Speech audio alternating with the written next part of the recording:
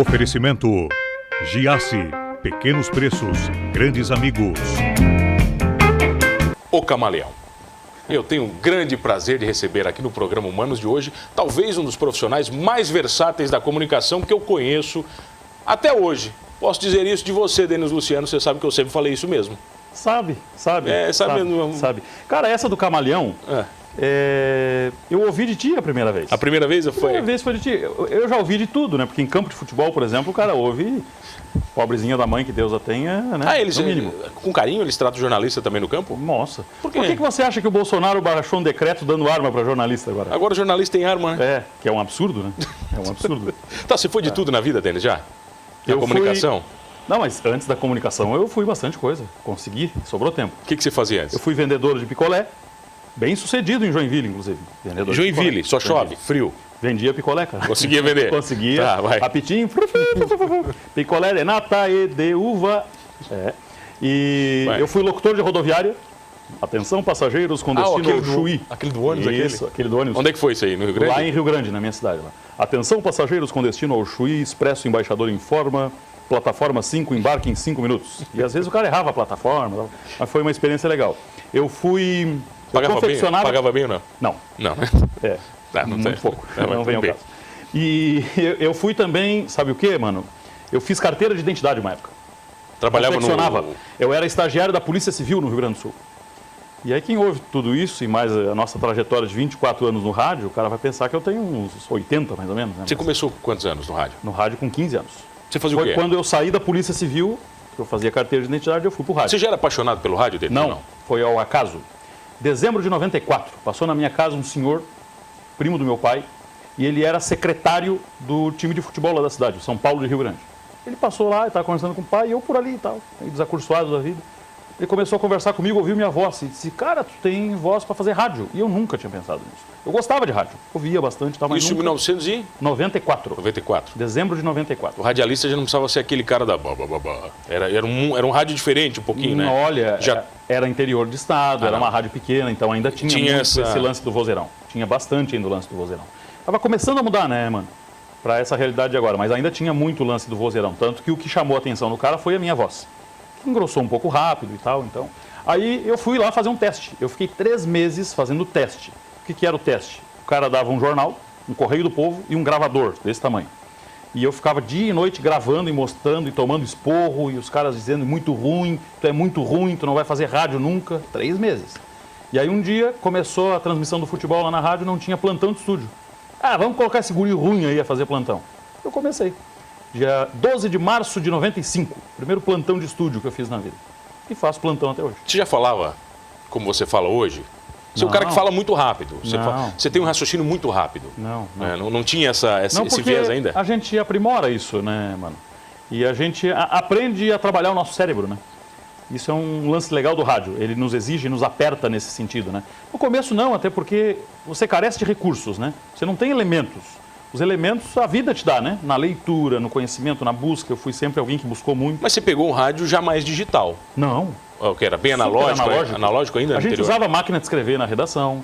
A gente não tinha telefone para fazer contato nenhum. A gente tinha um aparelho de fax que ficava a 3 quadras da emissora de rádio para ir lá buscar fax. Meu Deus, pra ter informação de fax, assim, de placares de jogos pelo Brasil e tal. Era super analógico o rádio. Quanto tempo você ficou nessa rádio? Eu trabalhei em um período de 5 anos lá na minha cidade, em 2 emissoras da cidade. Essa primeira aí que foi a Rádio Também Cultura, não deu dinheiro. Muito pouco, tanto que foi a razão de eu ir embora. E depois na segunda emissora, lá na Rádio Cassino e tal, fui, vim e tal.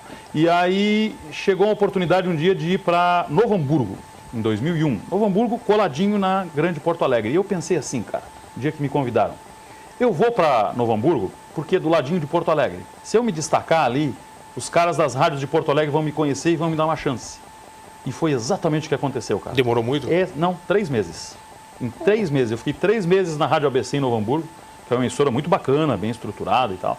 Fiquei 3 meses lá e apareceu uma oportunidade na Rádio Guaíba, em Porto Alegre. Mas eu fui ser... Não, mas daí você estava grande já. Não, aí que tá. Eu cheguei na Rádio Guaíba como estagiário. Eu fui como estagiário ainda. Só que aí você conhece, né? A gente gosta de trabalhar e foi se infiltrando aqui, ali, acolá. Daqui a pouco infiltrando. Apareceu o microfone na frente, a gente não largava o microfone. A Rádio Guaíba, na época que eu fui para lá, eles tinham uma equipe de esportes de 28 pessoas, só a equipe de esportes da rádio.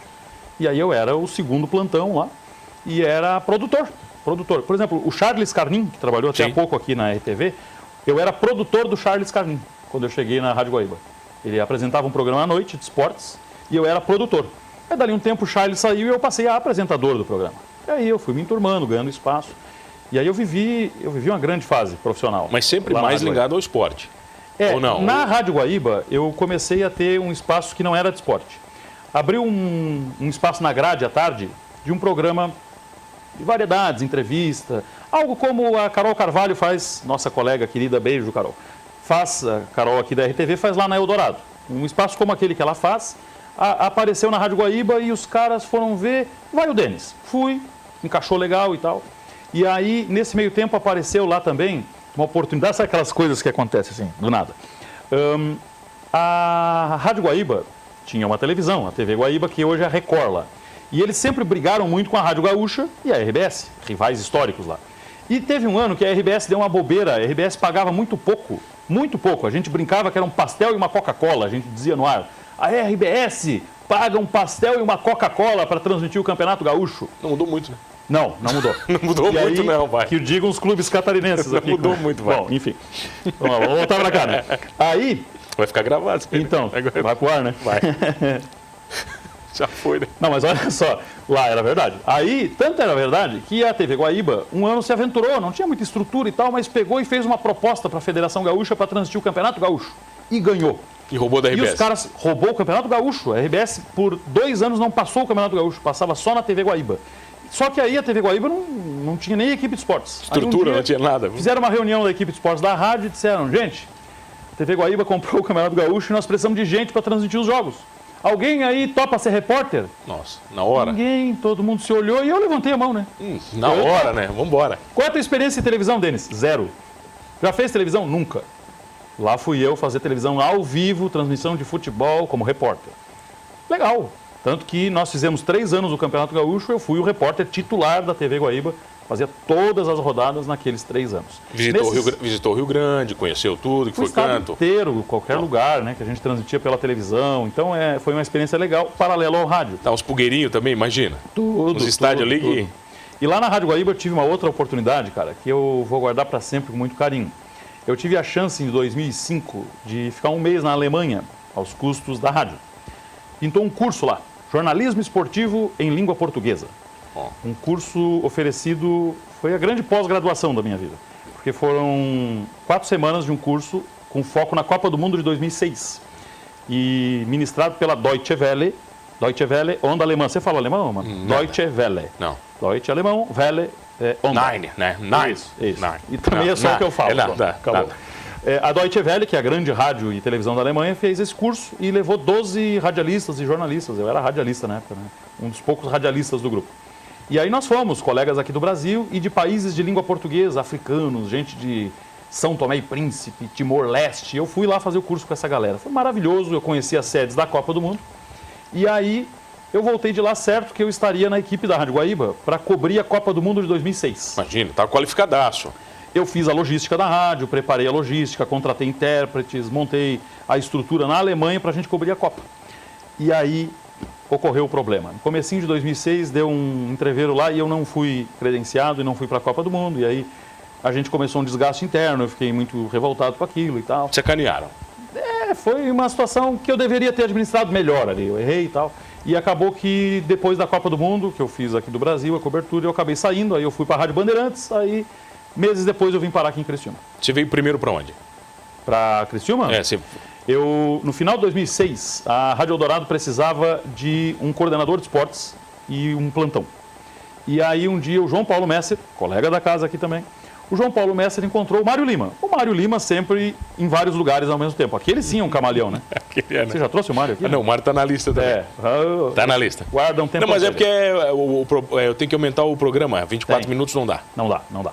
Aí o João Paulo encontrou o Mário num bar, obviamente. Inclusive eu sei qual é o bar.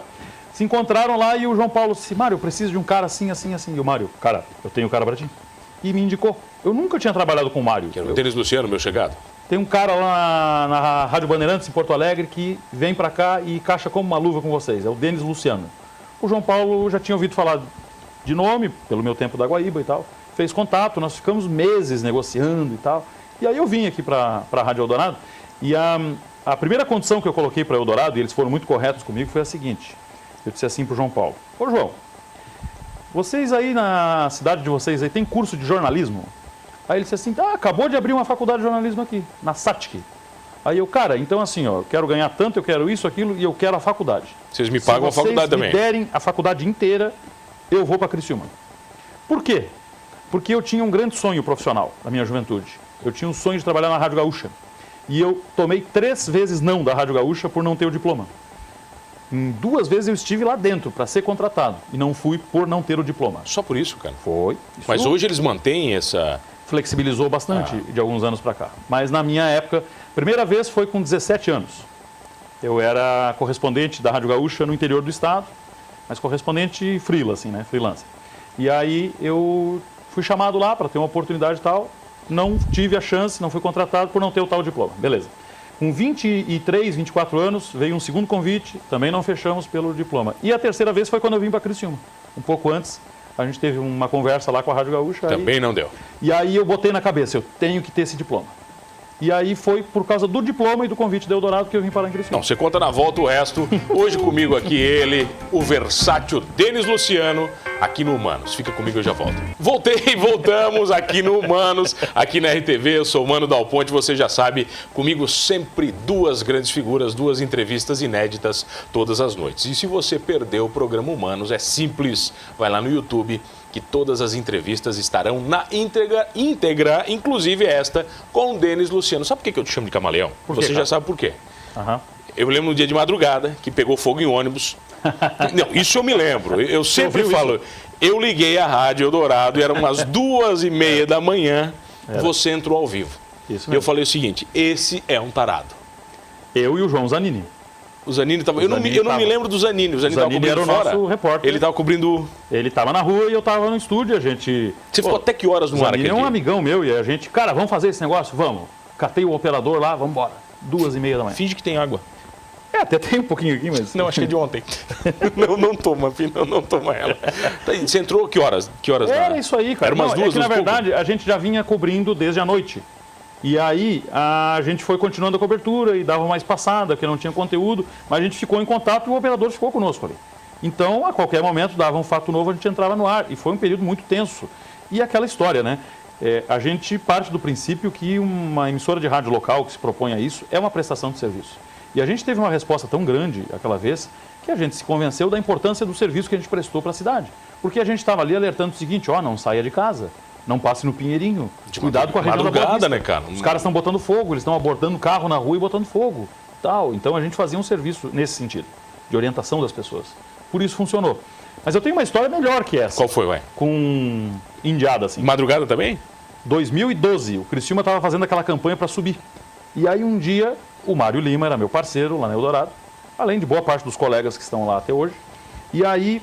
Um dia, um jogo que o Mário narrou, um daqueles grandes jogos que o Criciúma fez, uma virada espetacular, eu no fim do jogo me entusiasmei e disse o seguinte, atenção, atenção, a gente fazia um pós-jogo interminável lá na Eldorado. Eu lembro, eu também lembro, não acabava nunca. Não acabava nunca. E aí um dia eu disse assim, gente, o Criciúma vai subir, e o dia que o Criciúma subir, nós vamos fazer o nosso apito final aqui até o Padre Samiro chegar. Não. Eu vou entregar o microfone para o Padre Samiro. O Padre Samiro entra no ar às 5 da manhã, né? Há 1000 anos o Samiro faz isso. E aconteceu. O Criciúma subiu. Só que detalhe, o Criciúma subiu num sábado. Não tinha o Samiro no domingo. Não, né? Sim, o Criciúma subiu num sábado e nós fizemos a madrugada inteira de programação. Madrugada inteira ao vivo. A gente reprisou o jogo, claro, aí eu dormi na hora que eu reprisei o jogo, às 3 da manhã, mais ou menos. E ouvinte entrando no ar e tal. Nós fizemos até às 6 horas da manhã do dia seguinte. Programação, nós fizemos 12 horas de pós-jogo na Eldorado. Tá, e os ouvintes chatos, aqueles? Porque tem um ouvinte...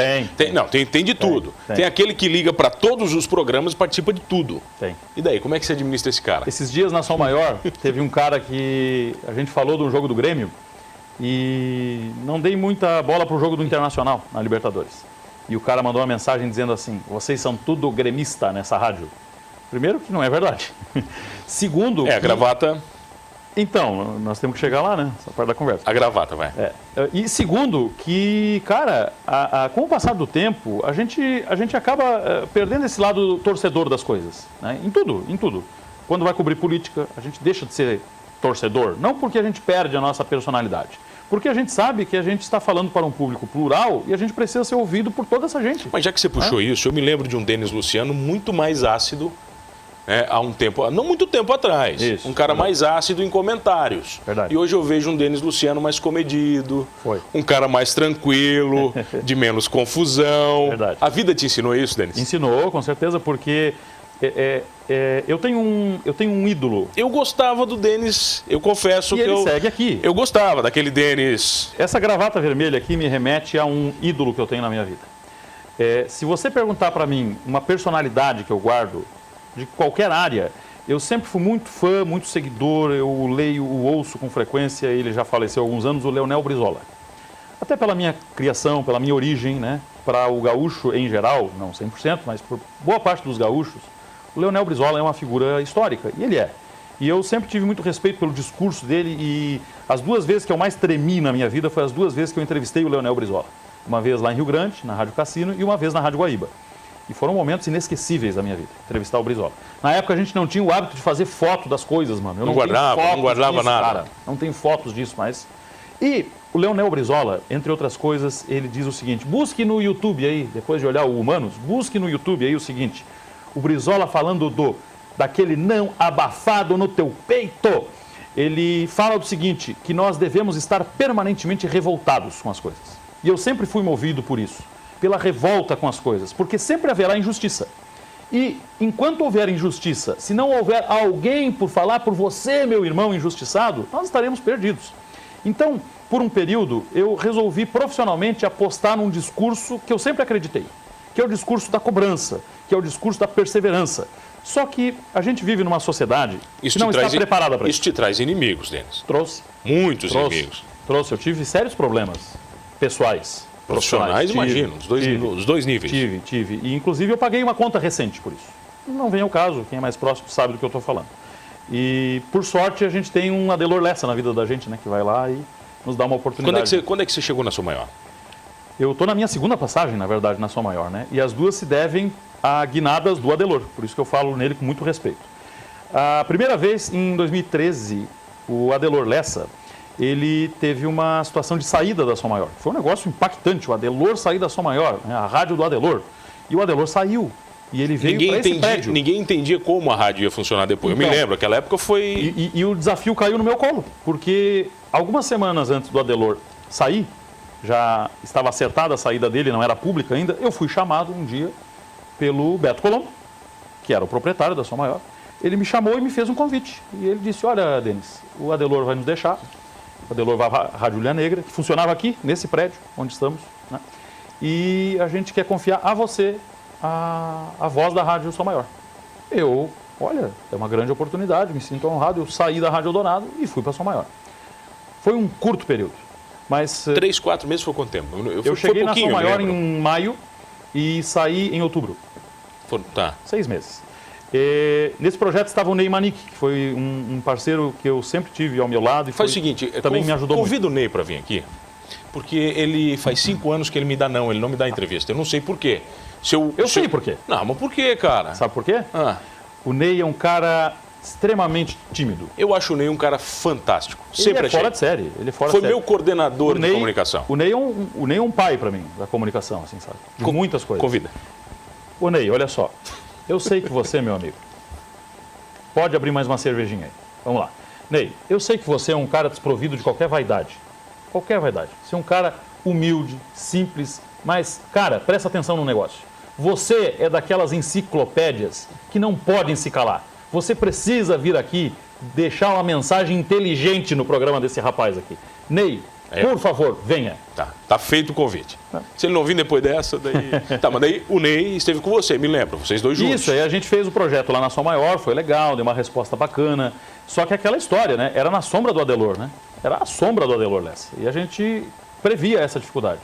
E as coisas se acomodaram de tal forma que daqui a pouco se viabilizou o retorno do Adelor. E aí o Beto Colombo foi muito correto comigo. Muito correto. ele me chamou e disse, olha, Denis, o Adelor vai voltar. Ele me avisou isso um mês antes.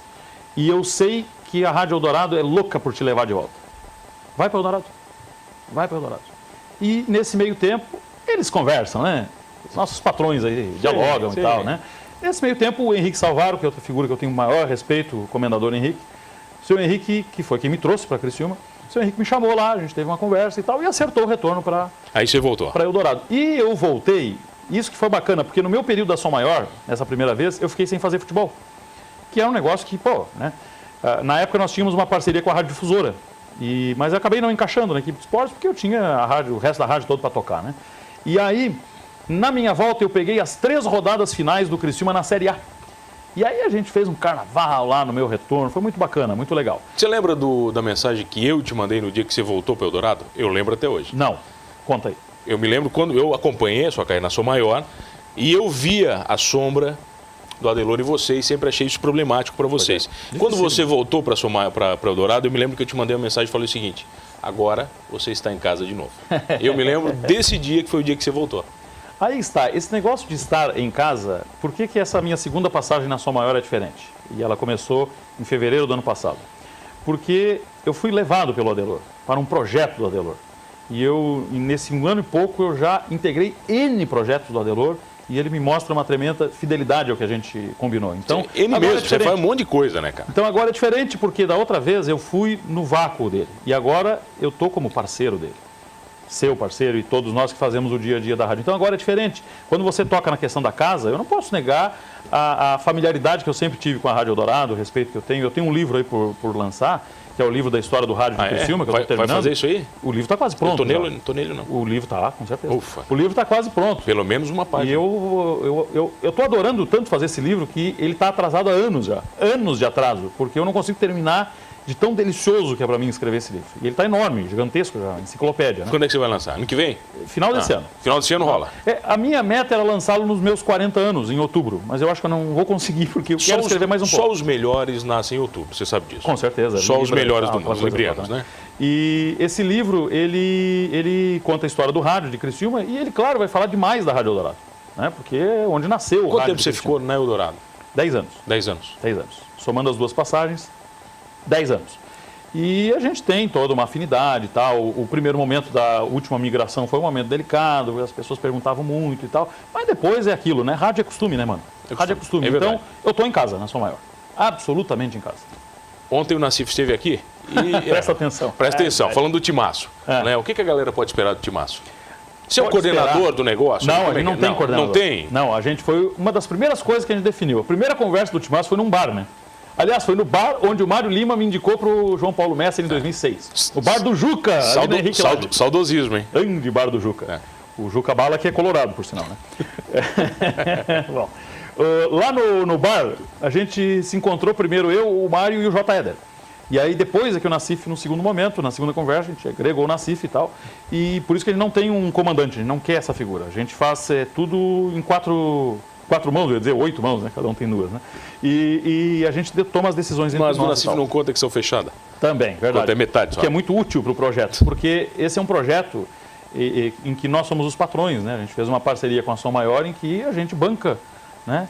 Buscando a verba e tal. O Timaço é de vocês. Isso. Vocês são os Timaços. Nós somos uma empresa, certo? Nós 4 somos uma empresa e depois a gente agregou como parceiros, mas não como sócios, o J. Del Fábio e o Marco Búrigo. Mas nós 4 tocamos essa empresa, custo e arrecadação, né? Dividendos e lucros, é tudo conosco, certo? A Som Maior é o nosso canal para isso e a gente espera que seja muito tempo. O nosso grande diferencial, mano, que foi a proposta inicial e a gente está honrando e vai honrar até o fim desse ano e vai ampliar no que vem, é oferecer o grande contraponto. Porque o nosso futebol no rádio estava com uma voz só, na plenitude dos jogos, e não está mais. E isso não era bom para o Criciúma, com todo respeito aos colegas lá do outro lado. Não era bom para o Criciúma, não era bom nem para eles, não era bom para a cidade. A gente oferece o contraponto, indo em todos os jogos do Criciúma. É caro fazer isso, é difícil fazer isso, mas a gente vai honrar até o fim do ano. A gente já tem a garantia financeira, inclusive, de que vamos conseguir honrar. Mas é profissional fazer isso. Essa é a grande questão. E é necessário, né? E é necessário. Sabe o que é necessário? Se não fosse assim, a gente não faria o projeto. Sabe o que é necessário? Terminar, né? É óbvio, Falei né? demais, né? Tu fala demais, né, cara? Nem falei da eu já gravata. sei, não deu tempo de falar da gravata, mas tá bonita. Tá, você ficou bem. obrigado. Bruxo, você sabe a admiração que eu tenho por você e eu nunca escondi isso. Você sabe que é verdadeira. Recíproca é absolutamente verdadeira. Nunca precisei jogar plumas pra você, né? Não tem água aqui, mas a gente engana. Obrigado pela presença. Da Carol tem... As pessoas te melhor. escutam onde hoje? Hoje, vai. Na Som Maior só? Na Som Maior. Na Som Maior eu tô substituindo o Adelor Lessa, que anda em férias, né? Bom passeio pro chefe. E o meu horário fixo, meio-dia, 1h na Som Maior. E o resto do dia eu cuido do nosso filhote mais jovem do grupo, que é o 48, né? O nosso E portal. aqui na RTV? E na RTV, Todo todos domingo, os né? domingos, 10 da noite. Cara, faz 6 anos que eu aturo o Reginaldo Correia.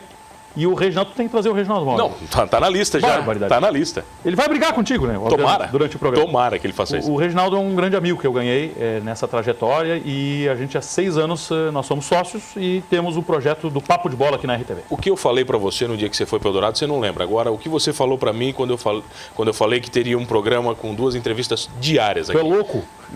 Obrigado. Muito obrigado, Denis Luciano. Parabéns pela loucura. É, que bom, a loucura move o mundo. Denis, obrigado pela presença. Valeu, cara. Prazer, meu bruxo. Tudo bom. E você já sabe, jornalista ou não, transmitindo futebol ou não, falando pelos cotovelos igual o Denis Luciano ou não, somos todos humanos.